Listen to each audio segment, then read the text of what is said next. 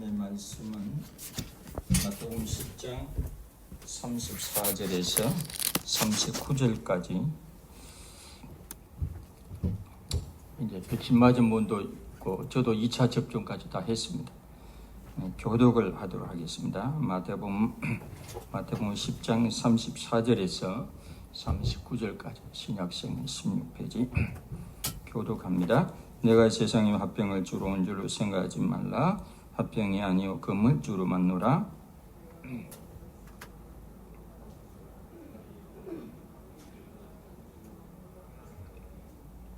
사람이 원수가 자기 집안 식구리라.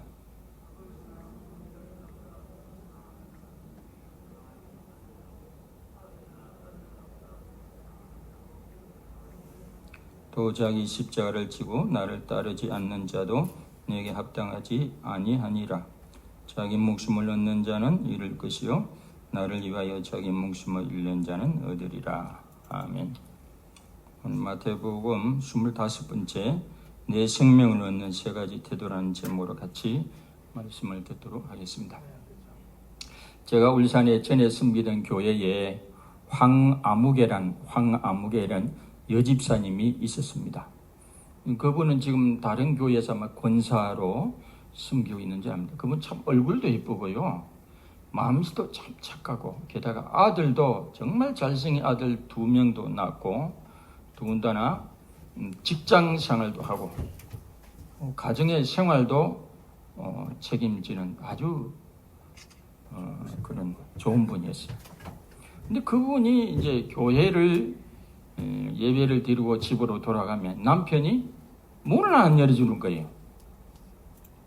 그 어떤 데는 보면 자기 집인데도 월담해서 들어가야 되고, 남편이 술 먹고 부인의 행패를 부리고 그래요. 참 이상하잖아요. 에?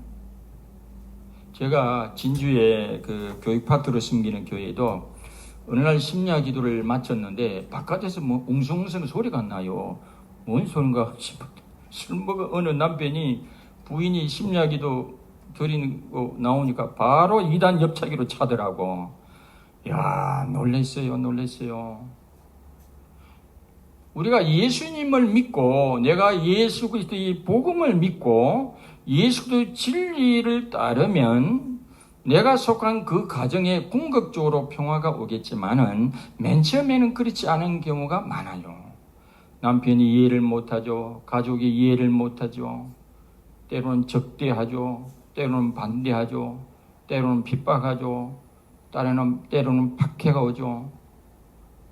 이게 어느 분은 교회를 평안하게 다니지만 어느 분은 그 아까 황지심처럼 얻어맞고 2단 옆차기 맞아가면서 예수님 믿는 사람도 있는 것 같습니다. 그래서 예수님도 2000년 전에 이미 내가 양을 이리 가운데로 보내는 것 같도다, 그런 말씀하며,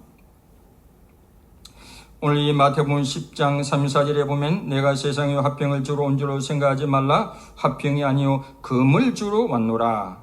내가 온 것은 사람이 그 아버지와 딸이 어머니 며느리와 시어머니와 불화하게 하려 함이 사람이 원수가 자기 집안 식구리라. 여기서 금은 군사적 충돌을 말하는 게 아니라 복음을 가지고 들어가면 이해하지 못하는 사람들 사이에 뭐가 생긴다요? 잠깐 분쟁이 생길 수 있고 분리가 생길 수 있고 심하면 적대적인 분위기가 만들어질 수 있음을 말씀하고 있습니다. 그런다고 교회를 안 나오고, 그런다고 예수님을 안 믿고, 그런다고 적당하게 타협하면 그는 무슨 평화? 가짜 평화, 위장된 평화라고 오늘 말씀하고 있는 것입니다. 내가 너에게 화평을 주러 온 것이 아니라 금을 주러 왔다는 거예요. 핍박이 온다고 해서, 박해가 온다고 해서 교회 다니는 걸 접고 예수 믿는 걸 접고 진리를 접고 하는 것은 가짜 평화는 가짜 평화. 참된 평화는 에이레네는 참된 진리 안에서 얻을 수 있는 줄로 믿습니다. 오늘 이 말씀에서 예수님은 박해와 핍박 속에서 어떻게 하면 우리가 진정한 생명을 얻을 수 있는가, 3가지 태도를 우리에게 말씀해 주고 있습니다.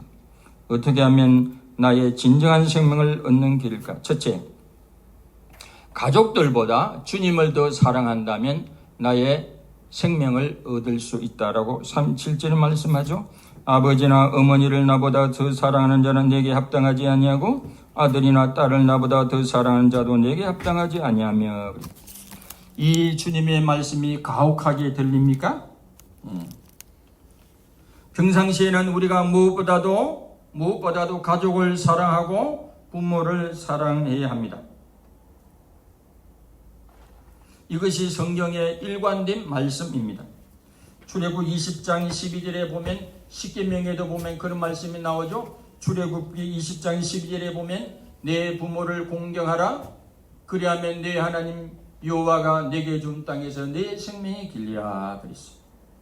디모데전서 5장 8절에도 누구든지 자기 친족, 특히 자기 가족을 돌보지 아니하면 믿음을 배반한 자요 불신자보다 더 악한 자니라 그랬습니다. 성경 전체의 흐름은 부모를 공경하고 가족을 돌보는 것이 하나님의 뜻임이 분명합니다.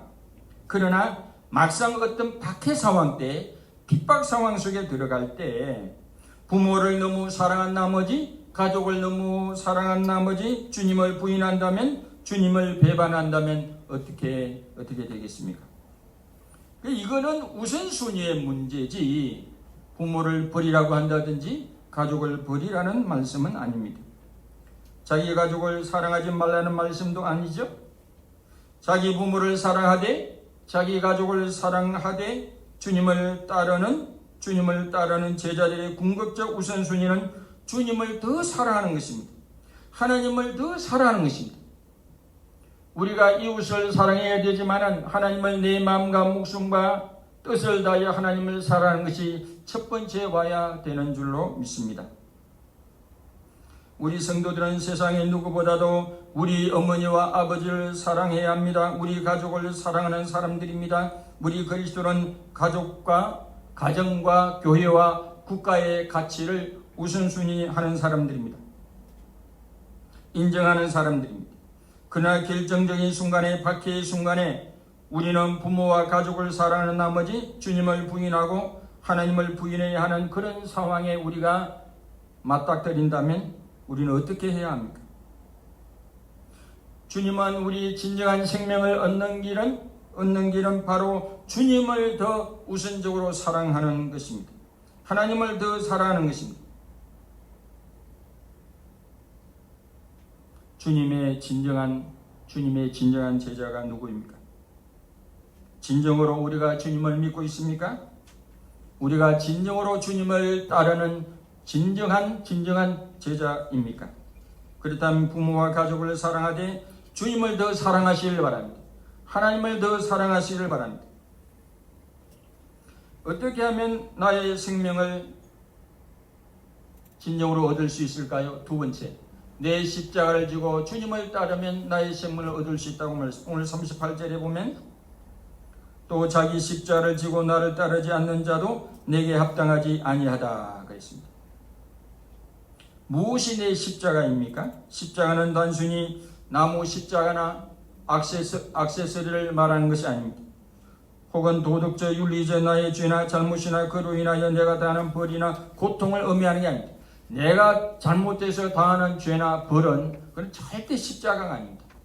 자기가 잘못해놓고 내가 십자가 지고 있네, 그런 소리 하면 안 됩니다. 그건 십자가를 한 모독입니다. 모독. 이 세상에 오신 예수님에게 십자가는 하나님의 뜻을 짊어지는 것입니다. 우리가 지고 가야 할 십자가는 우리가 믿는 예수님과 복음 진리로 인하여 박해와 핍박 사방 속에서 적대하는 가족들도 우리가 져야 할 십자가입니다. 박해와 핍박 정도는 아닐지라도 우리를 미워하는 사람, 이해하지 못하는 사람도 우리가 져야 할 십자가입니다. 또한 박해와 핍박 상황 속에서 우리가 겪어야 할 불안과 두려움과 공포감도 우리가 져야 할 내적 외점, 그런 마음도 부담도 십자가입니다. 지금 아프간에 기독교인들이 있다 그래요. 그분들도 지금 굉장히 마음이 불안할 것 같아요. 아프간 수의 기도. 여러분 기도하시길 바랍니다. 그분들을 주의 거룩한 생명 사이로 보호해달라고, 주의 청문천사를 통해서 보호해달라고. 우리가요 이렇게 마음 놓고 예배 드릴 수 있는 국가가 생각보다는 많지 않아요. 이슬람 국가도 그렇지 않죠. 공산주의도 그렇지 않죠. 아마 줄 잡아도 50개 넘는 국가가 마음 놓고 예배 드릴 수 없는 교회가 많아요.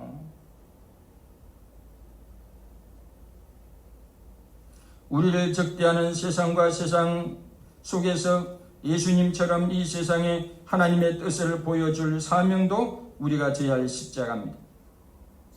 따라서 우리가 감당해야 할 십자가라면, 져야 할 십자가라면 우리는 그 십자가를 외면하지 않아야 합니다. 사도 바울이 내가 예수 그리스도의 흔적을 지녔다고 하지 않았습니까? 내가 예수 그리스도의 남은 고난을 채운다고 하지 않았습니까? 그는 주님의 고난이 부족해서가 아니라 주님처럼 우리도 복음을 믿으면서 그리스도를 따르다가 받는 고난에 우리도 동참하겠다는 그런 말씀이죠. 또한 우리가 감당해야 할 십자가라면 우리는 그 십자가를 포기하지 않는 것입니다. 또한 우리는 그 십자가를 끝까지 감당하는 것입니다. 그리고 그들을 위해서 기도하는 것입니다. 사랑하고 숨기는 것입니다. 복음을 전하고 가르치는 것입니다. 그렇게 하면 어떤 일이 생길까요? 우리는 순교할 수도 있습니다. 그 일 때문에 우리가 순교할 수도 있어요. 우리는 순교를 할지라도 구금되거나 고문당하거나 신체적으로 고통이나 고난을 당할 수도 있습니다. 또한 우리가 경제적으로 불이익을 당할 수도 있습니다. 아니면 열매를 볼 수도 있습니다. 사랑의 열매, 기도의 열매, 승빔의 열매를 볼 수도 있습니다.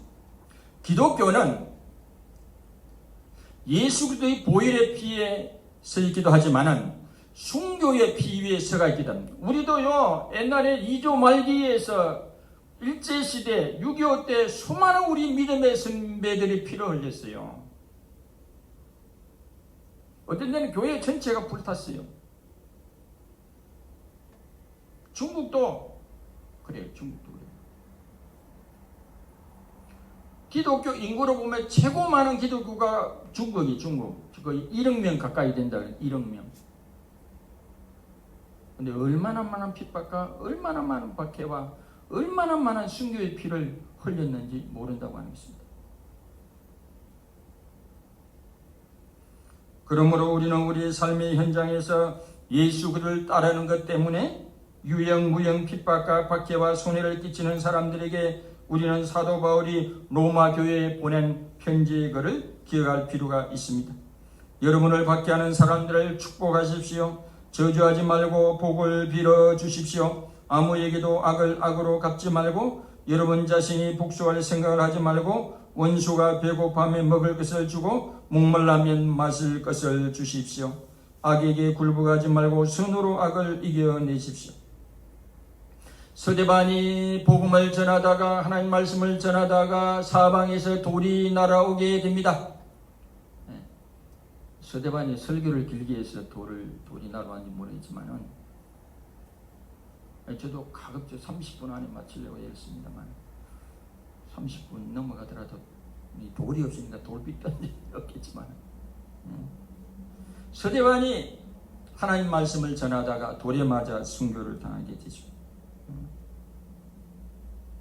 그 스데반의 순교로 인하여 기독교에서 예수님 다음으로 가장 훌륭한 영성이라고 하는 바울을 교회가 얻게 됩니다.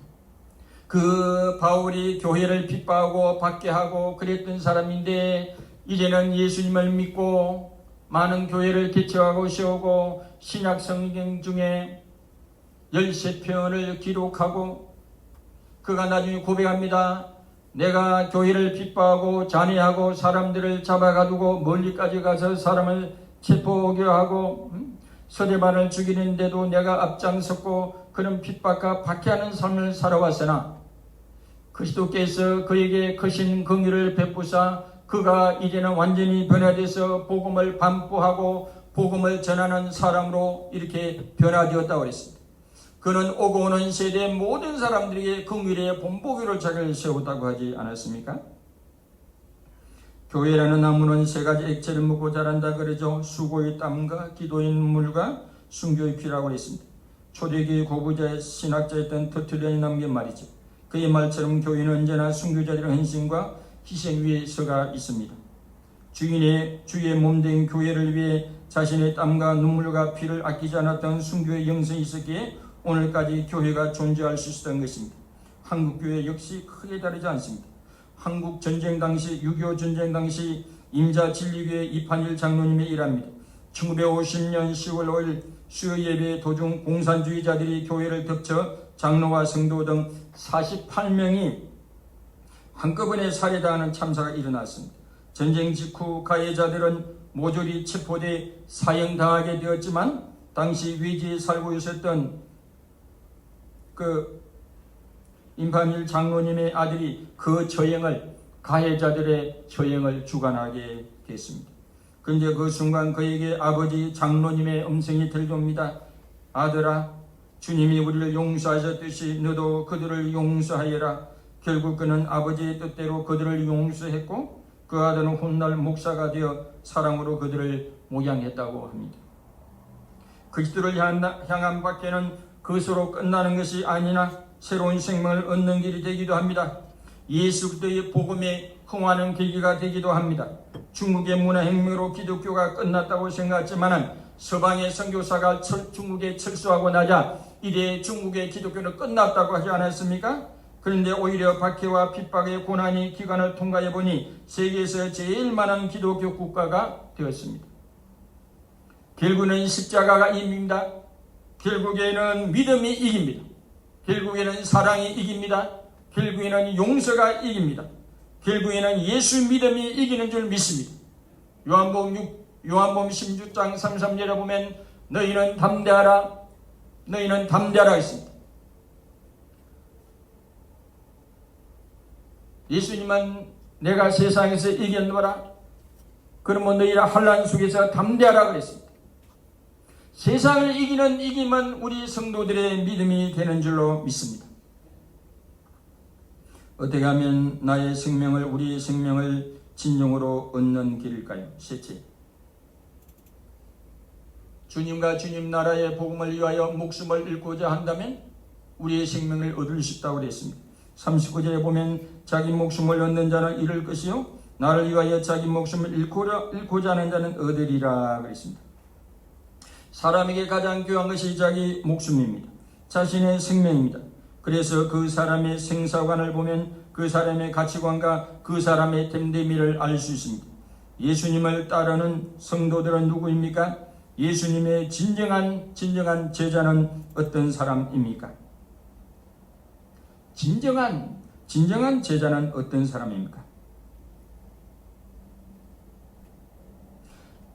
우리가 믿음이 아닌 것은 제자의 신앙이 아닌 사람은 자신의 목숨과 자신의 생명을 너무 아낀 나머지 주님과 주님 나라와 주님의 복음보다 자신의 목숨과 자신의 생명을 더 아끼는 사람입니다. 자신의 목숨을 중요시하는 사람입니다. 특히 박해시, 핍박시 자신의 목숨을 살기 위하여 주님을 버리는 사람입니다. 주님의 십자가의 복음을 버리는 사람들이죠. 성령 충만하기 전에 베드로의 모습이 딱 그렇습니다. 대제사장의 그 하녀에게도 제대로 자기 신분을 드러내지 못하고 자기 정체성을 드러내지 못하고 베드로가 자기가 주님을 믿고 주님을 따르는 제자님을 당당하게 발명하지 못하고 당당하게 드러내지 못했던 이 비겁한 베드로, 그 모습이 믿음이 없으면 딱 그렇게 되는 것입니다. 진정한 제자는 박해와 핍박시라도 어떤 상황 속에서라도 주님과 주님 나라와 주님 복음을 위하여 자신의 목숨을 버릴 각오를 합니다. 자신의 목숨을 잃을 각오를 합니다. 그러면 잃은 것이 아닙니다. 주님이 기억합니다. 주님이 축복하십니다. 진정한 제자는 주님의 제자답게 어떤 박해와 핍박 가운데서도 주님의 제자다운 믿음의 반응을 보이는 줄로 믿습니다. 그 비겁한 베드로가, 그 겁쟁이 베드로가 하녀에게조차 제대로 자기를 드러내지 못하는 이 겁쟁이 베드로가 오순절 성령의 충만함을 받게 되자 부활하신 주님을 보고 성령의 충만을 받게 되자 완전히 사람이 딴판이 되죠. 자기를 핍박하고 박해하고 매를 들어 치는 로마의 당국자들 앞에서 십자가와 부활의 도를 전하는 것을 금지하는 로마의 당국자들 앞에서 베드로가 뭐라고 말합니까? 너희들 앞에서 하나님 말씀을 듣는 것이 나은지 너희 말을 듣는 것이 나은지 너희도 생각하여 보라. 우리는 보고 들은 것을 말하지 아니할 수 없느라고 그랬습니다. 똑같은 사람인데도 너무나 많이 이렇게 달라진 모습이죠. 마태복음 10장 28절 이하에 보면 몸은 죽여도 영혼을 능히 죽이지 못하는 자들을 두려워하지 말고 오직 몸과 영혼을 능히 지옥에 멸할 수 있는 이를 두려워하라. 이 세상에 우리가 진정으로 두려워해야 할 분은 우리 영혼을 지옥에 보낼 수 있는 하나님, 요 하나님이 진정으로 우리가 두려워해야 할 분인 줄로 믿습니다. 하나님을 진정으로 두려워하는 사람은 이 세상을 하나도 두려워하지 않는다고 했습니다. 중국의 내지 선교회로 평생 사셨던 허드슨 텔러 선교사의 묘비명에 보면 이렇게 적혀 있다고 그러죠. 여기에 하나님을 두려워하고 세상을 하나도 두려워하지 아니한 이가 여기 잠들었노라 그랬습니다. 홍콩의 그 깡패들이 득실거리는 마약쟁이들이 득실거리고 홍콩의 선림가도 경찰도 함부로 못 들어가는 그의 노처녀 선교사가 들어가지고 그 홍콩의 선림가를 복음으로 변화시켜 놓는 이야기를 들어본 적이 있습니다.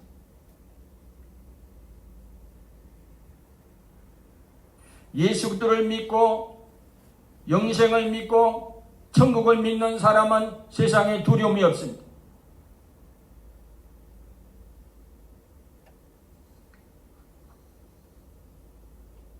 전에 그 아프간에 그 경기도 생명의 무슨 교회입니까?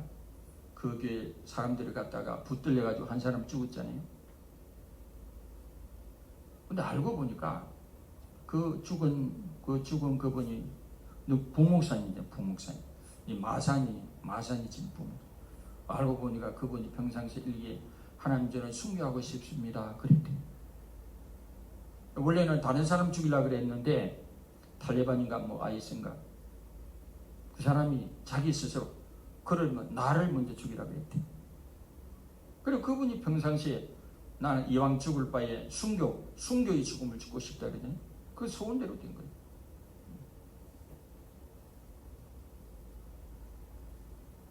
순교적 믿음의 상이 있습니다. 순교적 믿음의 상은 순교적 믿음 자체가 주님의 인정을 받는 것입니다. 마태복음 10장 32절 이하에 보면 누구든지 사람 앞에서 나를 시인하면 나도 하늘에 계신 내 아버지 앞에서 그를 시인할 것이요 누구든지 사람 앞에서 나를 부인하면 나도 하늘에 계신 내 아버지 앞에 그를 부인하리라.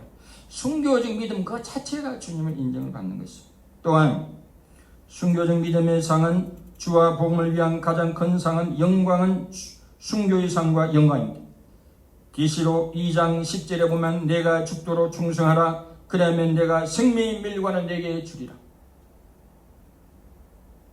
순교적인 믿음은 생명의 면류관이 약속되어 있는 줄로 믿습니다.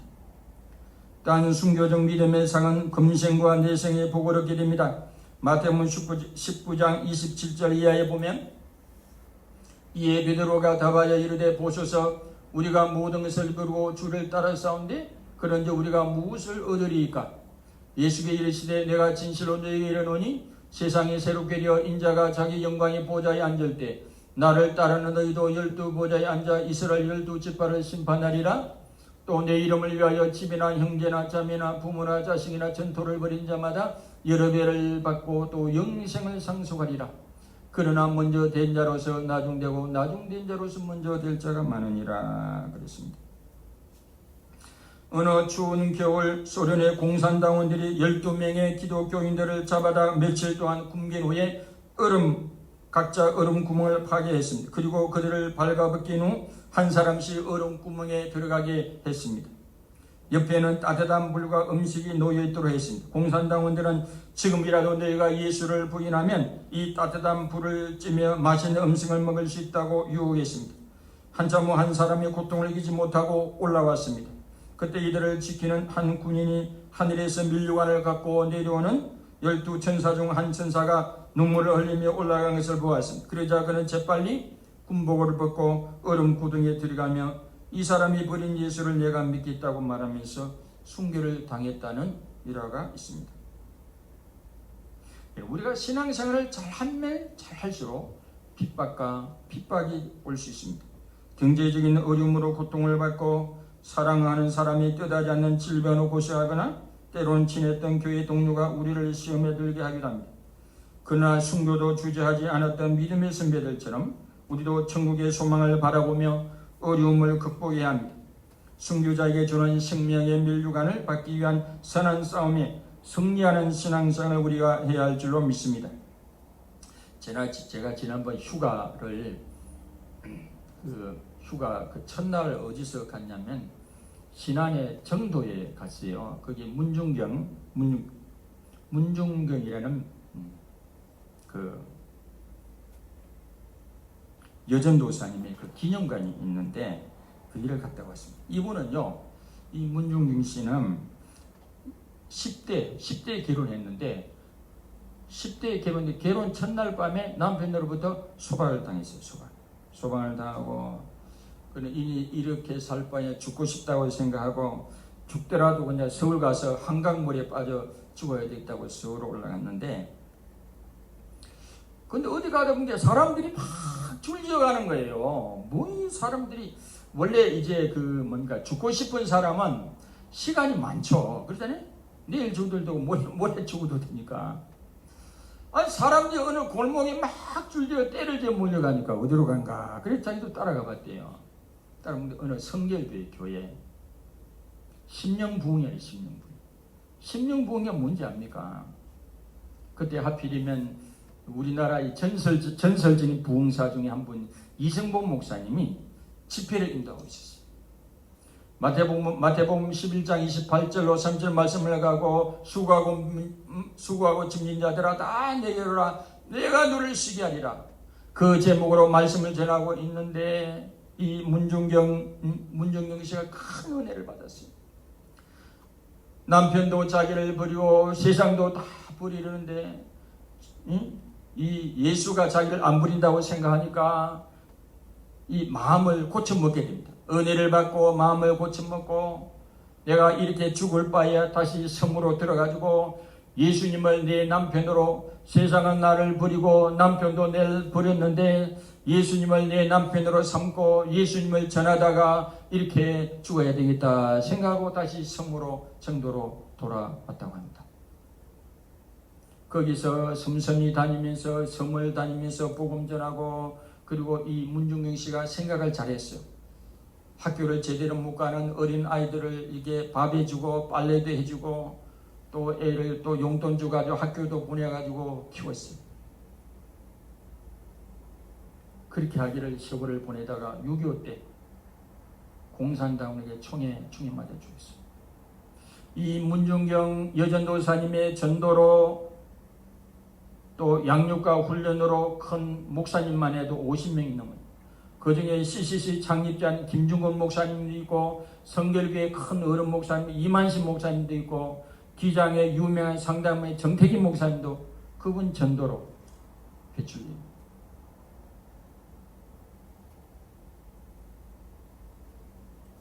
요한복음 12장 24절 이하에 보면 내가 진실로 너에게 이르노니 한 알의 밀이 땅에 떨어져 죽지 아니하면 한 알 그대로 있고 죽음에 많은 열매를 맺느니라. 자기 생명을 사랑하는 자는 잃어버릴 것이요 이 세상에서 자기 생명을 미워하는 자는 영생하도 보존하리라. 우리가 죽은 복음 때문에 주님을 따른다고 주님 위하여 산다고 때로는 내가 희생하고 내가 때로는 손해를 보고 내가 때로는 핍박을 받고 받게 하는 것이 헛된 것이 아닙니다. 그걸 통하여 가정이 구원을 받을 수 있습니다. 그걸 통해서 사람들이 변화될 수 있습니다. 그걸 통하여 많은 열매를 맺을 수가 있습니다. 신사참배를 거부하다가 순교하신 우리 주기철 목사님이 허사가를 여러분 연세 드신 분들은 아실 겁니다. 거기 보면 이렇게 되어 있어요. 세상 만사 살피니 참헛되구나. 부귀공명 장수는 무엇하리요. 고대 강실 높은지 문제 높답도 우리 한번 죽으면 일장의 춘몽. 땀 흘리고 애를 써 모아 논 재물 안고 가고 지고 가는 헛수고로다. 빈손 들고 왔으니 또한 그같이 빈손 들고 갈 것이 명백지 않나. 모든 육체 불같이 썩어버리고 그의 영광 꽃같이 쇠잔하리라. 모든 학문 지식도 그러하리니 인간 일생 병령이 바람잡이뿐. 우리 희망 무행과 뜬 세상 영화 분토같이 버리고 주님 따라가. 천국낙원 영광 좋은 평화의 생에 영원 무궁하도록 누리리로다. 주길치 목사님이 이 회사를 합니다. 우리가 누구입니까? 예수 그리스도를 믿는 사람들입니다. 우리가 누구입니까? 예수 그리스도를 따르는 사람들입니다. 우리가 누구입니까? 예수 그리스도를 믿고 그분을 주님으로 스승으로 따르고 믿는 주님의 그분의 제자들입니다. 예수 그리스도의 제자들은 결정적인 순간에는 가족보다 주님을 더 사랑하는 우선순위가 분명한 사람들입니다. 우리를 핍박하고 박해하는 사람들을 사랑하고 섬기기 위하여 기도하고 십자가를 지고 살아가는 사람들입니다. 그 옛날 초대교회 성도들 별명이 있었다고 그러죠. 뭐라고 그러죠? 제3의 종족. 유대인도 아니고 이방인도 아니고 사랑을 별나하기 때문에 자기를 희생하고 사랑을 별나하게 하고 전염병이 들어서 죽어가는 시신도 거두지 못하는데 그 다음날 돼보면 시신이 온데간데 없어요. 동네 사람들이 가만히 지켜보니까 마을 사람들이 지켜보니까 예수 믿는 사람이 뭐 흥급으로 이렇게 입술을 대고 시신을 다 거두고 그렇게 하는 거죠. 그래 감동을 먹었다고 그러죠. 그래 예수쟁이들 뭐라고 그래요? 제3의 종족. 유대인도 아니고 이방인도 아니고 로마인도 아니고 별난 사람들이에요. 왜 별난? 사랑에 별난 사람이에요. 주님을 사랑하고 그 주님의 사랑으로 이웃을 사랑하기를 별나게 했단 말이에요. 성격이 못돼서 별나게 게 아니라 사랑을 별나게 하는 거예요. 사랑을 별나게. 우리를 기뻐하고 박해하는 사람들을 사랑으로 섬기고 위하여 기도하고 십자가를 지는 사람들입니다. 무엇보다 주님과 주님의 복음과 주님 나라에 위하여 내 목숨을 바칠 각오가 되어 있는 사람들입니다. 그럴 때 주님 앞에서 인정받습니다. 그럴 때 주님의 상을 받습니다. 그럴 때 우리는 금생과 내생의 복을 받습니다. 그렇게 우리 한 사람 한 사람이 하나의 미랄이 되어 살아갈 때 우리 나라 안에 우리 지역에 우리 교회에 새로운 생명 역사가 일어날 줄 믿습니다. 김종국 목사님이 죽기 전에 꿈을 꿨다고 그래요.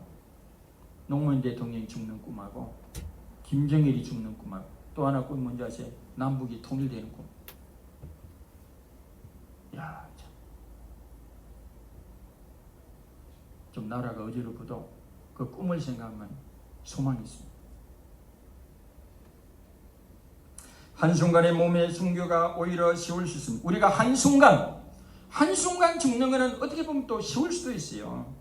어려움에서 날마다 일상 속에서 순교적 믿음으로 형제자매를 사랑하고 원수 같은 적대적인 세상 사람들, 가족들을 위하여 사랑하고 섬기며 기도하며 일상 속에서 순교적인 믿음으로 하루하루 살아가는 게 더 어려울 수 있습니다. 여러분의 삶의 현장에서, 직장에서 나를 이해하지 못하는 사람들, 나를 적대하는 사람들, 그런 사람들을 사랑하고 그런 사람들 섬기고 그런 사람들 인내하고 우리가 복음으로 사랑으로 하루하루 분초분초 살아가는 것이 오히려 어려울 수도 있습니다. 그래 바울도 나는 날마다 죽노라고 그랬습니다. 이게 순교적 믿음입니다. 날마다 그런 순교적 믿음으로 살아가는 거예요. 그래서 많은 열매를 맺어 하나님의 미래의 땅에 떨어져 많은 열매를 맺는 거죠. 그런 알곡신학으로 순교적 믿음으로 살아가는 저와 여러분들이 다 되시길 주님의 이름으로 축원합니다.